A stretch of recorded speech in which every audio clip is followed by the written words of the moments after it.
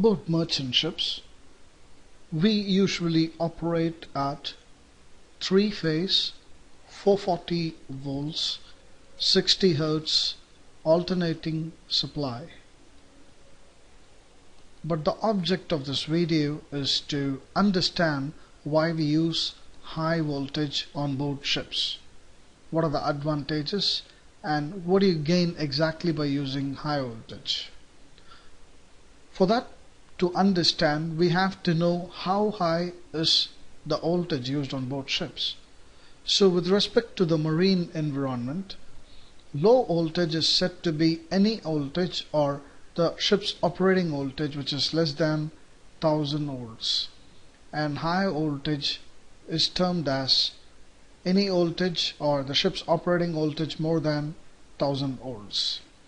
So with respect to this, we currently have at this point of time 3 ranges of operation at high voltage.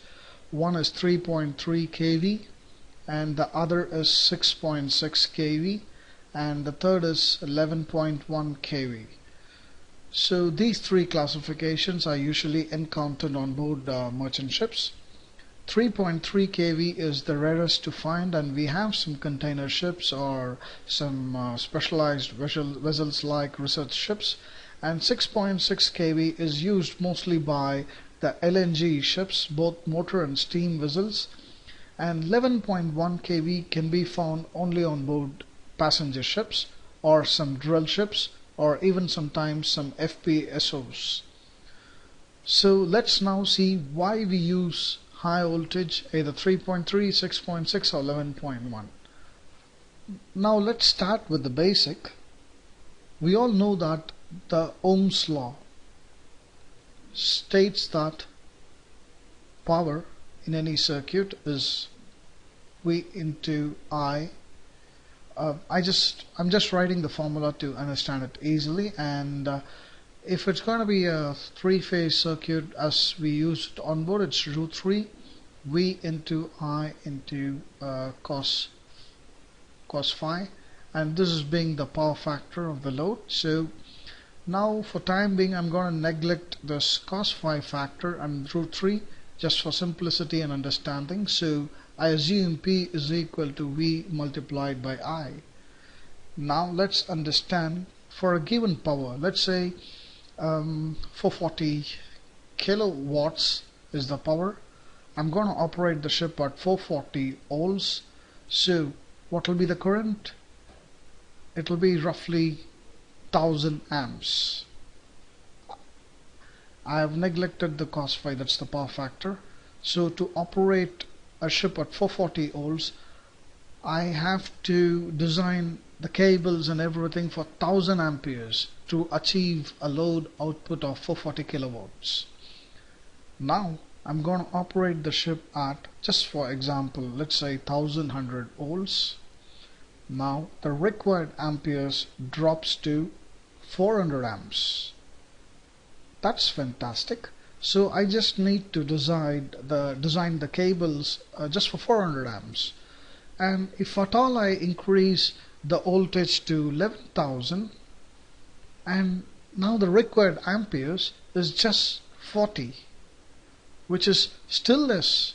So what we can find is by increasing the voltage, or I'll show it over here, V into I. So by increasing the voltage, the current drops for a given power on board a ship. So as I keep on increasing the voltage, I just have to design my entire circuit, feeder circuit, and let's say protection devices just for 40 amps. That's a great advantage, right? The cable size can be smaller.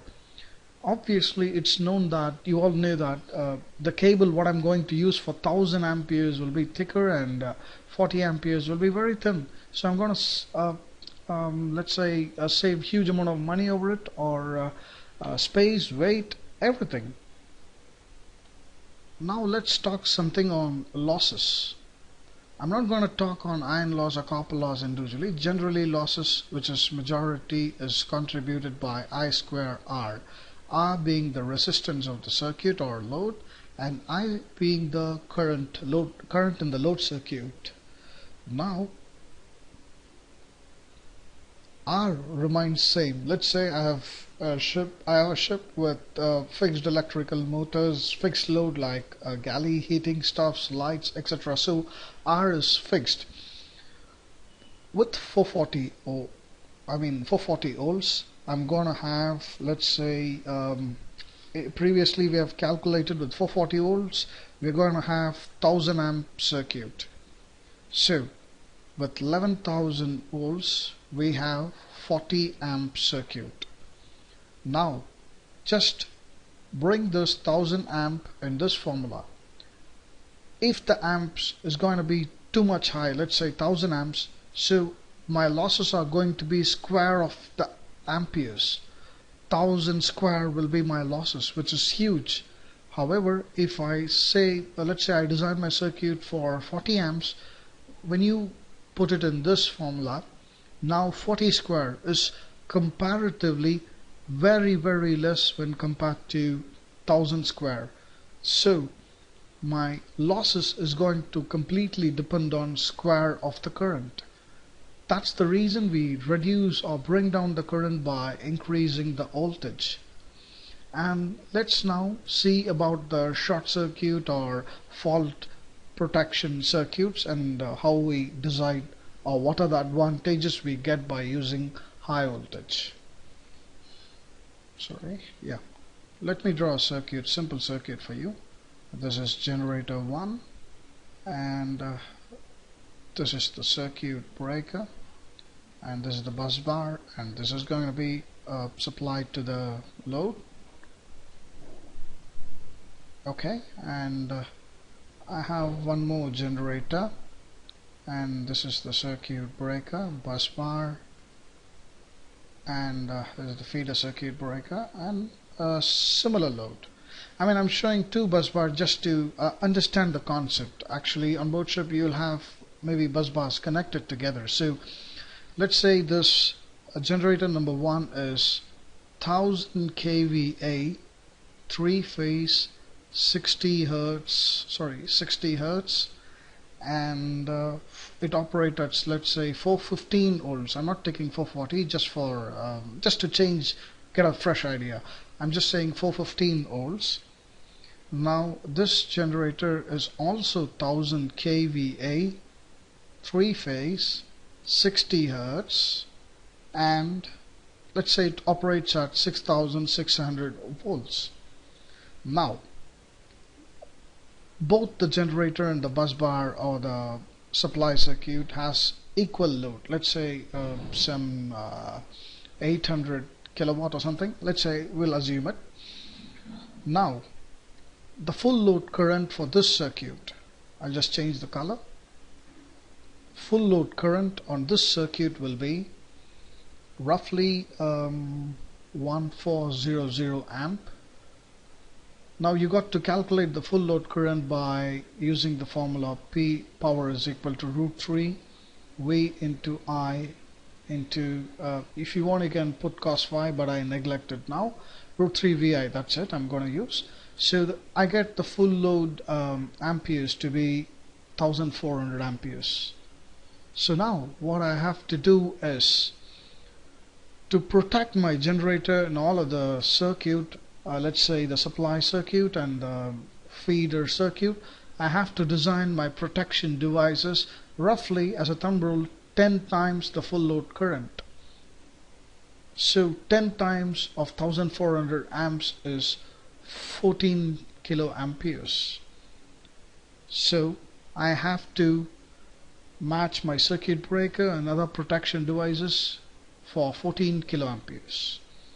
Now with a similar structure and calculation, now we're going to calculate for 6600 volts.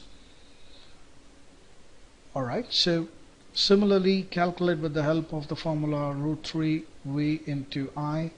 You'll get the full load current for the generator, which is operating at 6600 volts, to be just 88 amps, roughly, let's say 90 amps. So As a thumb rule, again we have to design just 10 times the full load current.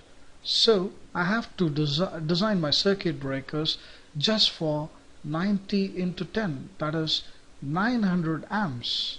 That's it, which is going to reduce the size of the circuit breakers and protection devices and help to save a lot of cost, a lot of money. So that's the main advantage we get by increasing the voltage. So it is for this reason we operate at high voltage on board certain ships.